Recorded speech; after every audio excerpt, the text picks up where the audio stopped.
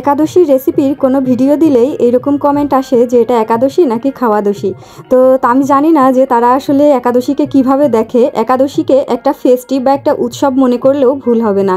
অর্থাৎ আমরা এই দিনটাকে সবার ভিতরে যদি উৎসব এবং আনন্দ সহকারে পালন করতে শিখাই, আপনি একবার চিন্তা করে দেখুন আগে কতজন একাদশী করতো আর এখন কত ভক্ত একাদশী করে।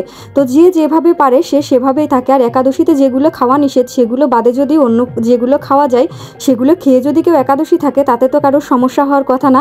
আর আপনি নির্জলা থাকতে পারেন বলে যে সবাই নির্জলা থাকতে পারবে এরকমও ধারণা করা উচিত নয়। তো আপনি পারছেন, খুবই ভালো কথা, থাকুন। আমি বৃন্দাবনে এরকম অনেককে দেখেছি যারা একাদশীর আগের দিন থেকে পঞ্চ রবিশস্য খাওয়া বাদ দিয়ে দেয়। অর্থাৎ তাদের ভক্তির লেভেল এবং তাদের সাধনার লেভেল আমাদের সাথে তুলনা করা কোনোভাবেই কাম্য নয়।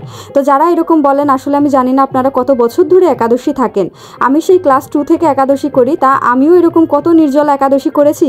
তো সেটা নাইবা বললাম। তো আজকের রেসিপি ছিল হচ্ছে বাদাম ভুনা। আমি পুরো ভিডিওটাতে দেখে দিয়েছি প্রত্যেকটা প্রসেস কিভাবে করেছি। আর এখানে আমি সবসময় সানফ্লাওয়ার তেলটা ব্যবহার করি এবং সন্দক লবণ ব্যবহার করি। তবে কাঁচা হলুদ ব্যবহার করা গেলেও আমি কোনো প্রকার হলুদ ব্যবহার করি না। আর গুঁড়া মশলা যা ব্যবহার করি, জিরার গুঁড়া শুধুমাত্র, সেটা আমি বাসায় নিজে তৈরি করে নিই। বাজারের কেনা কিন্তু কোনো গুঁড়া মশলাই আমি ব্যবহার করি না। তো এটাই ছিল হচ্ছে আমার আজকের প্রসাদ, কারণ আমার আগামীকাল পরীক্ষা আছে, তাই বেশি কিছু করিনি। কেমন হয়েছে অবশ্যই জানাবেন। আর আপনারা কে কে এটা আগে তৈরি করেছেন সেটাও জানাবেন। হরে কৃষ্ণ।